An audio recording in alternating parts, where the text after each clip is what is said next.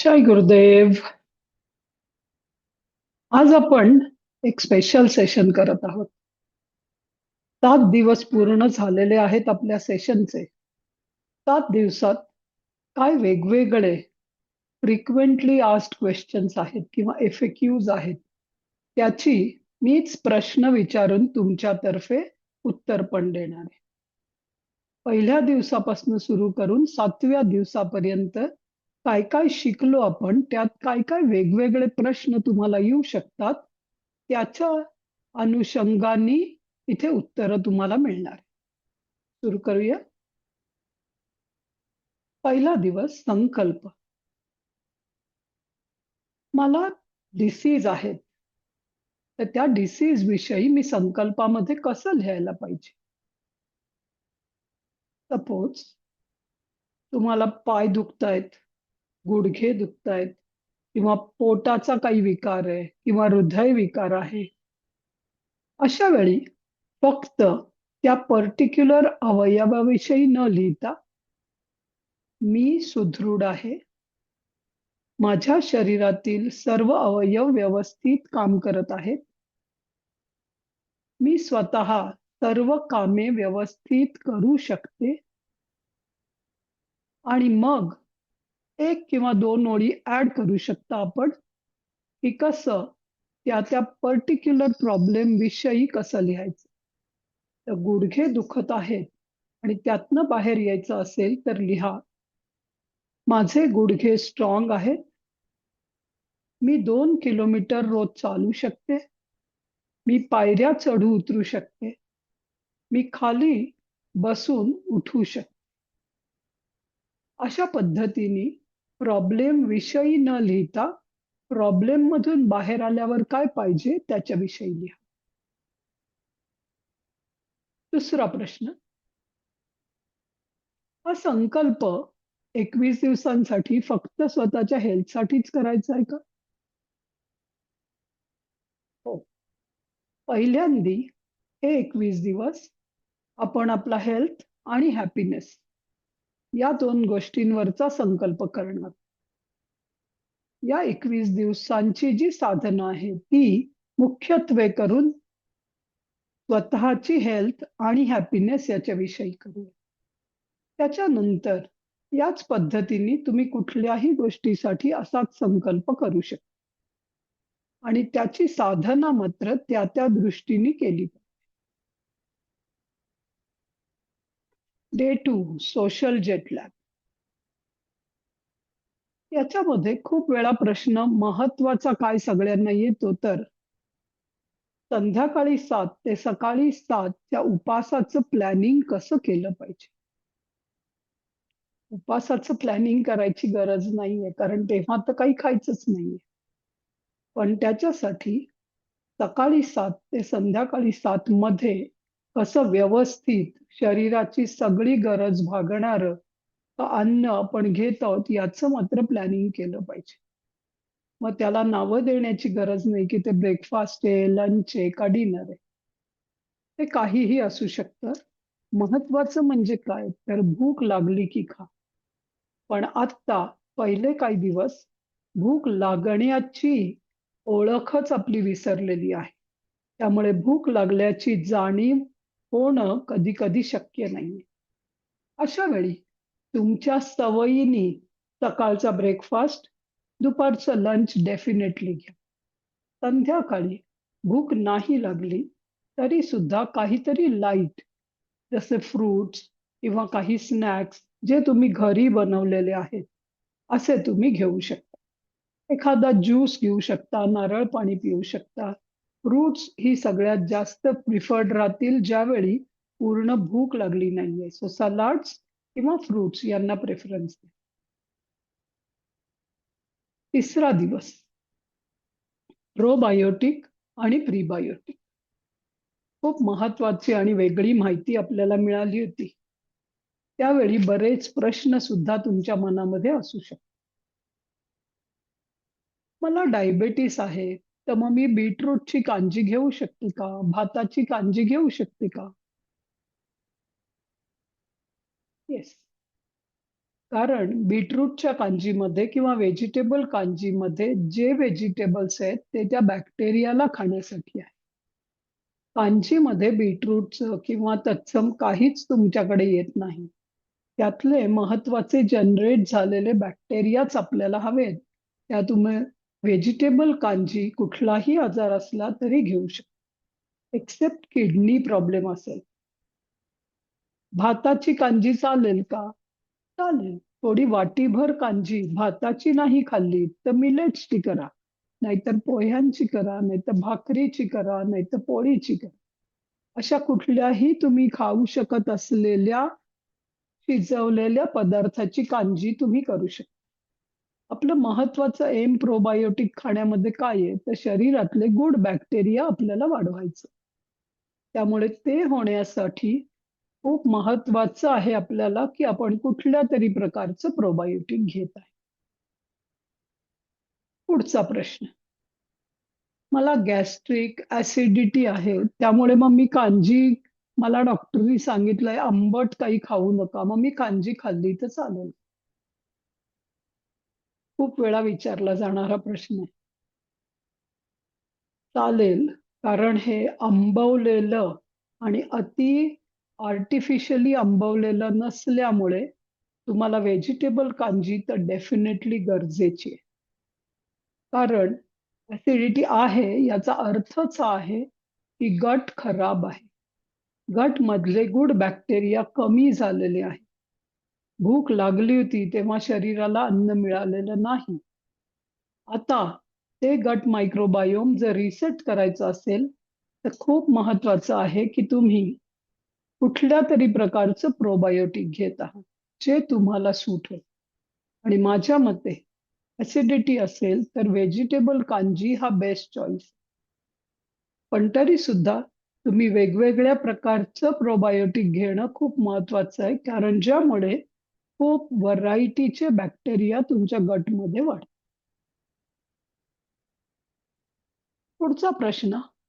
मी rice kanji आणि vegetable kanji दोन्ही एका दिवशी घेऊ शकते का? असं करू नका, कारण जेवढं प्रोबायोटिक तुम्ही खाल, तेवढे खूप बॅक्टेरिया तुमच्या गटमध्ये जाणार आहेत. त्यांना जिवंत ठेवण्यासाठी आता खूप सारं प्रीबायोटिक खावं लागेल.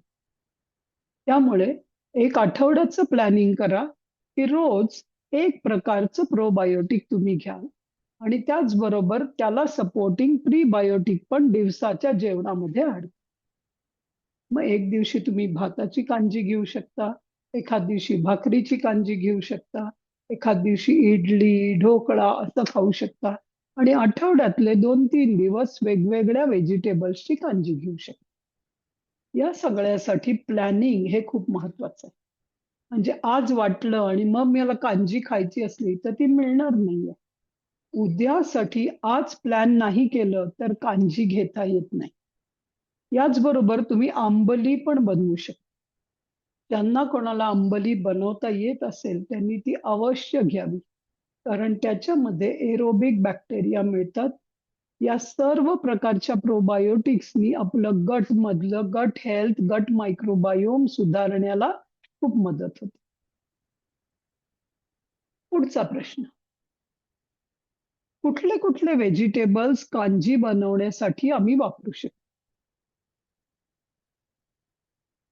गाजर, मुळा, बीट हे सहज मिळणारे रेग्युलर आहे. आलं वापरू शकता, ओली हळद वापरू शकता, आवळा वापरू शकता, कच्चा मँगो किंवा कैरी वापरू शकता. जे काही व्हेजिटेबल्स घट्ट आहेत, ज्याच्यामध्ये तुम्हाला फायबर कंटेंट खूप मिळणार आहे, असं कुठलंही व्हेजिटेबल वापरा. पण काकडी, दुधी असं वापरू नका. लाल भोपळा चालू शकतो जर तो पूर्ण घट्ट पोर्शन त्याचा घेतला तर. उगीच एक्सपेरिमेंट करू नका. पहिले 21 दिवस मात्र गाजर, मुळा, आवळा, बीट, पोटॅटो, रताळं, आलं, हळद अशा प्रकारच्या कुठल्याही वस्तू 1, 2 किंवा कितीही मिळतील तेवढ्या एकत्र केल्या तरी चालतील. 1 लिटरसाठी 15 ते 20 पेक्षा जास्त व्हेजिटेबलचे तुकडे घालण्याची गरज नाही. तर रोज वेगवेगळ्या प्रकारची कांजी घ्या, ज्याच्यामुळे वेगवेगळ्या प्रकारचे बॅक्टेरिया तुमच्या गटला मिळतील. पुढचा प्रश्न. कांजी तयार झाली हे कसं समजायचं?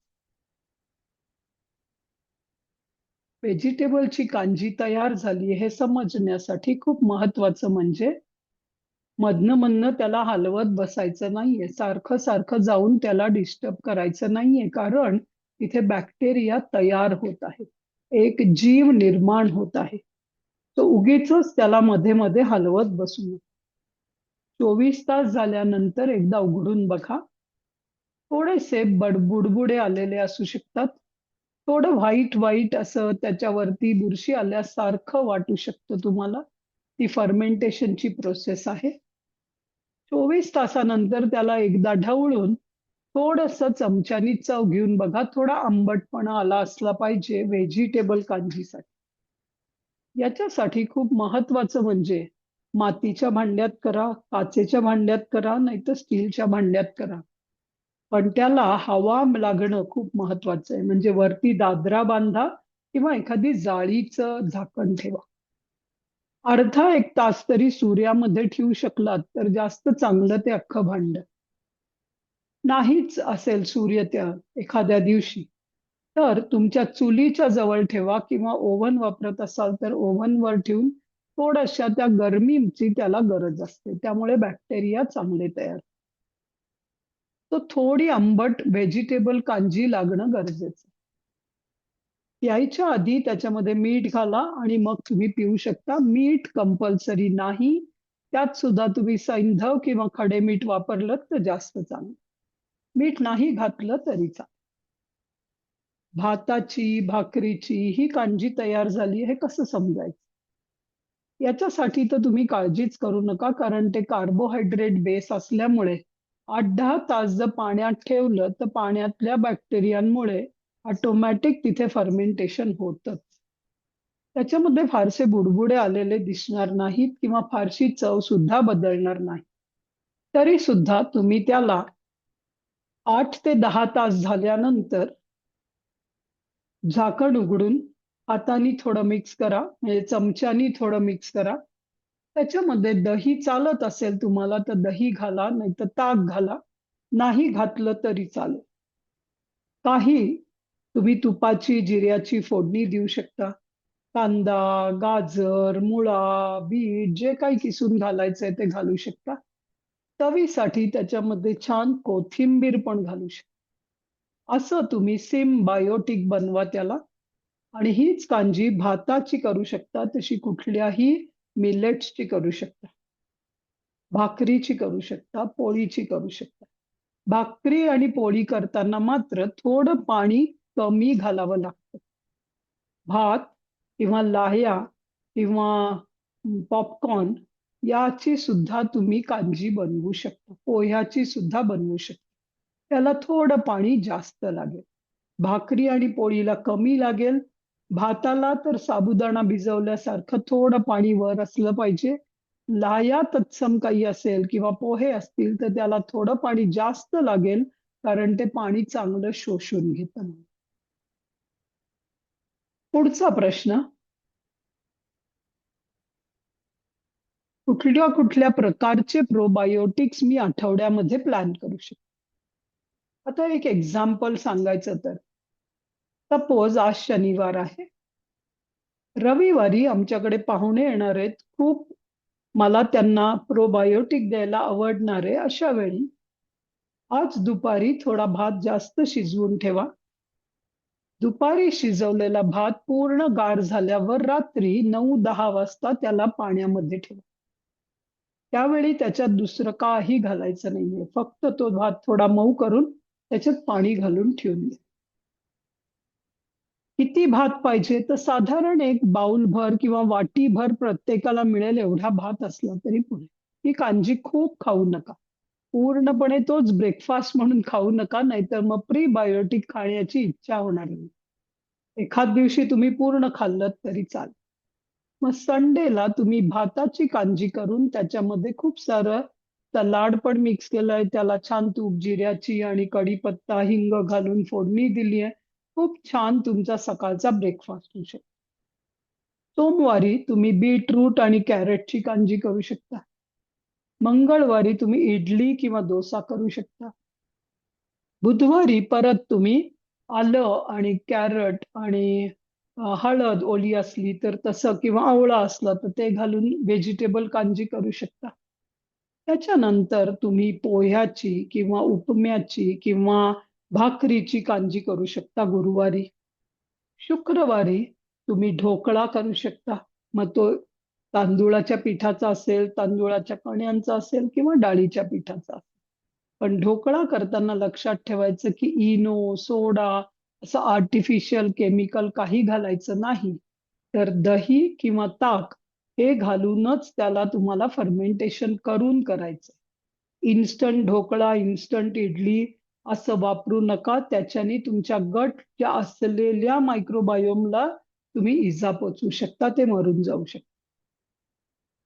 पुन्हा शनिवार आला तेव्हा तुम्ही परत व्हेजिटेबल कांजी करू शकता. असं आठवड्याभरामध्ये 2-3 वेळा व्हेजिटेबल कांजी, 1 किंवा 2 वेळा इडली, डोसा बनवू शकता. 1 वेळा भाताची कांजी आणि 1-2 वेळा भाकरीची कांजी असा वेगवेगळा रोजचा प्रोबायोटिकचा प्लॅन करा. त्याचबरोबर लंच किंवा डिनरमध्ये तुम्ही प्रीबायोटिक. मग प्रीबायोटिकमध्ये काय-काय येतं? हाही तुमचा प्रश्न असू शकतो. प्रीबायोटिकमध्ये काय येतं तर मोड आलेली सगळी धान्य,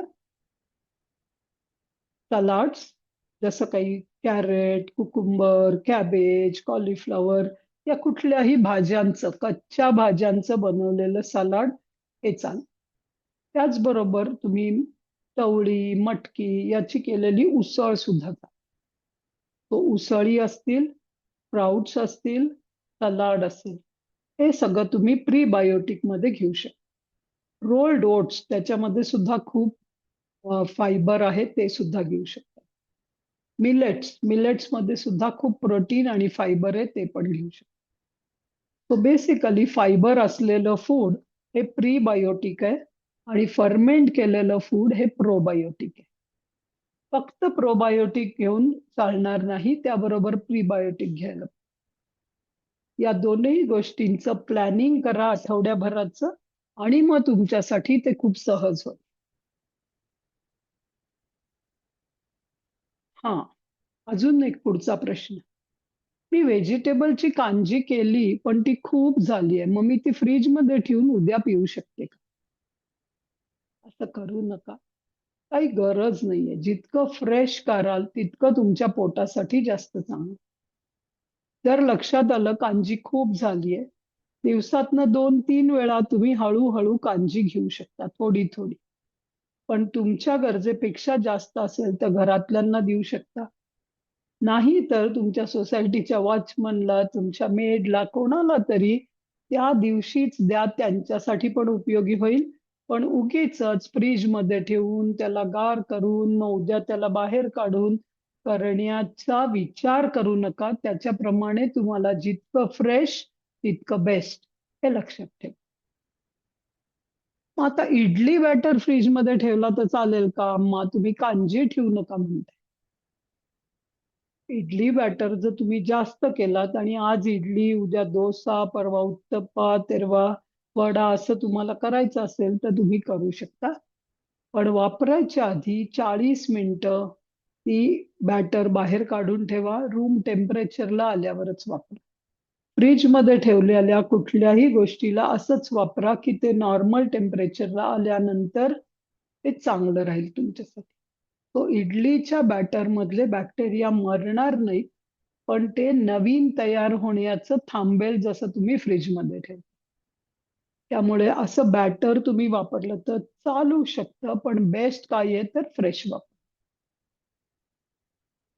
आता चौथा दिवस. वेगस नर्व्ह ॲक्टिव्हेशन विषयी शिकलो आपण त्या दिवशी. पॅरासिम्पथेटिक नर्व्हस सिस्टम म्हणजे काय? आणि सिम्पथेटिक नर्व्हस सिस्टम म्हणजे काय? हा सगळ्यांच्या मनात असलेला एक प्रश्न. सिम्पथेटिक नर्व्हस सिस्टम म्हणजे आपल्या डोक्यामध्ये असलेल्या ब्रेन आणि त्याच्यापासून येणाऱ्या नर्व्हज याच्यानी कार्यान्वित होणारी संस्था ही सिम्पथॅटिक नर्वस सिस्टम. हिचं काम आहे ऑलवेज फाईट आणि फ्लाइट. म्हणजे स्वतःचं स्वसंरक्षण करण्यासाठी आपल्यावरती जर काही एक्सटर्नल अटॅक होतंय असं वाटलं तर त्याच्यापासून आपल्याला स्वतःला प्रोटेक्ट करणं, आनंदाचं एक्सप्रेशन करणं, आनंदासाठी कष्टाचं काम करणं, काहीतरी अचीव्ह करण्यासाठी करणं, लॉजिकल ब्रेन वापरणं, माहिती गोळा करणं, हे सगळं सिम्पथॅटिक नर्वस सिस्टीमचं काम. याचबरोबर पॅरासिम्पथॅटिक नर्वस सिस्टीम पण आहे, जी पोटापासून सुरू होते आणि डोक्यापर्यंत आणि शरीरातल्या सर्व भागांपर्यंत जाते. त्या नर्वस सिस्टीमला वेगस नर्व्ह ही खूप महत्वाची नर्व्ह आहे, ज्याच्यापासून ही पॅरासिम्पथॅटिक नर्वस सिस्टीम तयार होते. ती नाभीपासून सगळीकडे जाते. मग याचं काम काय आहे? पॅरासिम्पथॅटिकचं काम आहे रेस्ट आणि डायजेस्ट. त्यामुळे एकदा का अन्न खाल्लं, जेवण झालं, तर पॅरासिम्पथॅटिक व्यवस्थित काम करायला पाहिजे. जर त्याच्याकडे गुड बॅक्टेरिया असतील, जर ती तुमची वेगस टोन ॲक्टिव्ह असेल. मग डायजेशन जेव्हा चालू राहील, तेव्हा सिम्पथॅटिक किंवा ब्रेन काम कमी करायला लागतं. त्यामुळे जेवल्यानंतर नवीन काहीतरी शिकणं, नवीन क्रिएटिव्ह करणं थोडं अशक्य होऊ शकतं. अनलेस तुमचं सेंट्रली बॅलन्स नर्वस सिस्टीम आहे. तो खूप महत्वाचं आहे की पॅरासिम्पथॅटिक आणि सिम्पथॅटिक दोन्हीही आपल्याला आपल्या जीवनामध्ये खूप महत्वाचं. पॅरासिम्पथॅटिक लेफ्ट नॉस्ट्रिलमध्ये किंवा इडा नाडीमध्ये आहे, ज्याचं कूलिंग किंवा चंद्र नाडी सुद्धा म्हटलं जातं त्याला. तो पॅरासिम्पथॅटिक आहे चंद्र नाडी, इडा, left nostril. Sympathetic nervous system आहे सूर्य नाडी, राईट नॉस्ट्रिल किंवा पिंगळा. आणि सूर्य नाडी याच्यावरनच लक्षात येईल की सिम्पथॅटिक नर्वस सिस्टीमचा अग्नी हा खूप महत्वाचा इम्पॉर्टंट आस्पेक्ट असेल. पॅरासिम्पथॅटिकचा चंद्र आहे, त्यामुळे शांती, कूल ही त्याचा main aspect. Okay. Vagus nerve activation करताना अजून एक प्रश्न. हे सगळे शिकलेले एक्सरसाइज त्या सिक्वेन्स मध्येच करणं महत्वाचं आहे का कधीही कुठलाही केला तरी चालेल? नाही चालणार, कारण तो शिकवलाही तुम्हाला सिस्टमॅटिकली 1 पासून 18 पर्यंत आपण जाणार आहोत. आत्तापर्यंत तुम्ही 10-12 एक्सरसाइज शिकले असाल. सिक्वेन्स खूप महत्वाचा आहे. जसं जसं ते इलेक्ट्रिक सर्किट आहे, एक एक स्विच ओपन करत आपण पुढे पुढे जाणार आहोत. त्यामुळे नाभीपासून डोक्यापर्यंत, डोक्यापासून नाभीपर्यंत अशा पद्धतीने त्याच पायऱ्या चढत चढत आणि उतरत उतरत या सिक्वेन्सची आखणी केलेली आहे. तेव्हा सिक्वेन्स खूप महत्वाचा. अजून एक प्रश्न खूप लोक विचारतात की कधी केलं पाहिजे वेगस नर्व ऍक्टिव्हेशन? सकाळी आणि संध्याकाळी, हे महत्व. मग सकाळी तुम्ही साधारणपणे 6 ते 9 या काळामध्ये करू शकता. सिक्वेन्स कसा असावा? एक्सरसाइज करा, प्राणायाम करा, वेगस नर्व ऍक्टिव्हेशन करा आणि मग मेडिटेशन करा सकाळी. संध्याकाळी मात्र मेडिटेशननी सुरुवात करा, कारण दिवसभर तुमचं मन, शरीर थकलेलं आहे, तुम्ही काम केलेलं आहे. मेडिटेशन नंतर प्राणायाम, वेगस नर्व ऍक्टिव्हेशन आणि मग तुम्हाला काय एक्सरसाइज, वॉकिंग करायचं असेल तर ते करू शकता. सहज झोपायच्या आधी वेगस नर्व ऍक्टिव्हेशन करू नका. जेवल्या जेवल्या लगेच वेगस नर्व ऍक्टिव्हेशन करू नका. मात्र वेगस नर्व ऍक्टिव्हेशन करून झाल्यावर लगेच तुम्ही जेवू शकता. काही खाल्लं असेल आणि तुम्हाला वेगस नर्व ऍक्टिव्हेशन करायचं असेल तर 1.5 ते 2 तासाचा गॅप ठेवा, ज्यामुळे तुमचे नर्व्हज पुन्हा ऍक्टिव्ह आहेत, शरीर डायजेशनमध्ये बिझी नाहीये. पुढचा प्रश्न. माझं रिसेंटली 1-2-3 महिन्यापूर्वी एक मोठं ऑपरेशन झालेलं आहे. त्याच्यामध्ये पिनहोल सर्जरी नाहीये, पण कट सर्जरी आहे, जिथे स्टिचेस घातलेले आहेत. मग मी वेगस नर्व ऍक्टिव्हेशन करायचं का नाही? खूप इम्पॉर्टंट प्रश्न आहे. जेव्हा जेव्हा शरीराला कापून शिवलं जातं ऑपरेशन करताना, तेव्हा स्किन तर स्टिच होतं. पण आतले नर्व्हज व्यवस्थित स्टिच करू शकत नाहीत डॉक्टर. ते शरीरच स्वतःचं स्वतः सेट करतं, ज्याला 5 ते 6 महिने लागतात, ज्याच्यानंतर ॲक्चुअली सगळ्या नर्व्हज व्यवस्थित जुळतात. त्यामुळे गेल्या 6 महिन्यामध्ये जर तुमचं कुठलंही ऑपरेशन झालं असेल, जिथे शरीराला स्किन टेअर करून स्टिच केलेलं आहे. पिनहोल सर्जरी असेल तर फारसा प्रॉब्लेम नाही. पण अशा लोकांनी वेगस नर्व्ह ॲक्टिव्हेशन करायचंच नाही असं नाही. पण टॅपिंग किंवा प्रेसिंग जे सांगितलंय त्याच्याऐवजी फक्त टचिंग करा. शरीराच्या नर्व्हजना तुम्हाला ॲक्चुअली खूप लवकर सेटिंग करण्याची गरज आहे. त्यामुळे तुम्ही इतकं प्रेसिंग न करता थोडंसं टच करा आणि करू शकता. किंवा इथे तुम्ही टच करा, जस्ट असं टच करा. खूप जोरजोरात टॅपिंग करू नका. असं हळू-हळू वेगस नर्व्ह ॲक्टिव्हेशन करू शकता. 6 महिने ऑपरेशनला झाल्यानंतर सगळ्यांसारखं नॉर्मलच करू शकता. पुढचा प्रश्न. Day 5 water. पाणी याच्यावरती आपण खूप काही शिकलो. त्याच्यावरती काही लोकांचे प्रश्न आहेत, की मी जेवल्या-जेवल्या पाणी प्यायलं तर चालेल का? जेवणाच्या आधी पाणी प्यायलं तर चालेल का? जेवताना पाणी प्यायलं तर चालेल? किंवा उठल्या-उठल्या सकाळी 1 लिटरभर पाणी प्यायलं तर चालेल? तर माझं महत्त्वाचं सांगणं तुम्हाला असेल, की कधी पाणी प्यायलं तर चालेल, हे असं तुम्ही हे किंवा ते असं कारण शोधू नका. तहान लागलीये का हे बघा आणि तहान लागली तर घोट-घोट पाणी पिऊ शकता. सकाळी उठल्या-उठल्या सुद्धा 5-6 घोट पाणी प्यायलं तर काही प्रॉब्लेम नाही. पण मला मोशन होत नाही, ती व्हायला पाहिजे म्हणून मी पाणी पितोय, या विचाराने जर पाणी पीत असाल, तर तुम्ही शरीराला त्रास देताय, तसं पाणी पिऊ नका. जेवणाच्या जस्ट आधी किंवा जेवल्यानंतर सुद्धा खूप पाणी पिणं ही चांगली गोष्ट नाही. कारण तुमचा जठर अग्नी प्रज्वलित झालेला आहे आणि तो अग्नी आहे. आता तो अग्नी आहे म्हटल्यावरती तुम्ही जर त्याच्यावर पाणी टाकलं, तर तो शमून जाईल आणि डायजेशन स्लो डाउन होईल. त्यामुळे एखादा घोट तुम्हाला तहान लागली म्हणून पाणी पिऊ शकता तुम्ही, पण तहान लागली तर. आणि जेवणामध्ये अशा काही गोष्टी इन्क्लूड करा, जसं कढी असेल, सार असेल, रसम असेल किंवा काकडीची कोशिंबीर असेल, ज्यामुळे तुमची शरीराची पाण्याची गरज ऑटोमॅटिकली भागेल आणि तुम्हाला तहान लागणार नाही. पुढचा प्रश्न.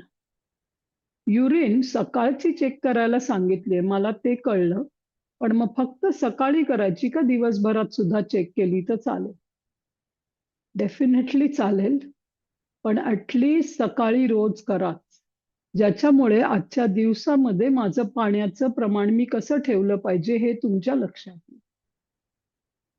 दुपारी सुद्धा जर तुम्ही खूप मोठी ॲक्टिव्हिटी करून आलात किंवा खूप तुमचं मोठं लाँग सेशन झालं आणि बराच वेळ तुम्ही पाणी प्यायलं नाही, तरी सुद्धा तुम्ही त्याच्यानंतर येणारी युरिन पास केल्यानंतर चेक करा, की "अरे, मी आज पाणी प्यायलाच पाहिजे होतं, पण मला लक्षातच नाही आलं. कामात इतका बिझी राहिलो की प्यायलं नाही." हे तुम्हाला आठवणार नाही, पण तुमची युरिन तुम्हाला सांगेल. त्यामुळे फक्त सकाळीच चेक करायला पाहिजे असं नाही, मध्येही करू शकता. पण सकाळचं करणं खूप महत्वाचं. ओके. समर आणि विंटर याच्यामध्ये किती आणि कसं पाणी प्यावं हा पुढचा प्रश्न खूप लोकं विचारतात. हे तुम्ही ठरवायची गरजच नाहीये. कारण जसं बाहेरचं टेम्परेचर बदलतं, तशी शरीराची गरज बदलते आणि शरीर समरमध्ये किंवा उन्हाळ्यामध्ये तुम्हाला जास्त पाणी मागेल. कारण तुम्हाला स्वेटिंगमधून पाण्याचा निचरा होणार आहे.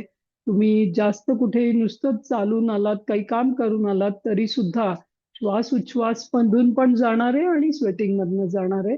तर शरीराची गरज वाढेल आणि शरीर मागेल. मग उन्हाळा असो किंवा पावसाळा असो, शरीर जेव्हा मागेल तेव्हाच पाणी प्या आणि ते ऐकायला शिका. इमिडिएटली जमणार नाही. त्यामुळे थोडं-थोडं पाणी पीत राहा, पण घटा-घटा पिऊ नका, घोट-घोट प्या. ज्या लोकांचं ऑफिस एसी रूममध्ये बसूनच काम करावं लागतं, त्यांना तहान लागल्याची जाणीवच होत नाही. कारण सतत त्या कूल टेम्परेचरमध्ये असल्यामुळे शरीर तहान लागल्याची जाणीवच करू देत नाही. अशा वेळी घोट पाणी थोड्या वेळाने पीत राहा किंवा त्या एसी मधून बाहेर या थोडा वेळ 1 तासाभरानी. शरीराला नॉर्मल टेम्परेचरला एक्सपोज करा आणि मग शरीर तुम्हाला तहान लागल्याची जाणीव करून देईल. तेव्हा डेफिनेटली पाणी प्या. पुढचा दिवस, डे 6. 30 फूड व्हरायटीज आणि ग्रीन ज्यूस. यावरही खूप लोकांना खूप प्रश्न होते.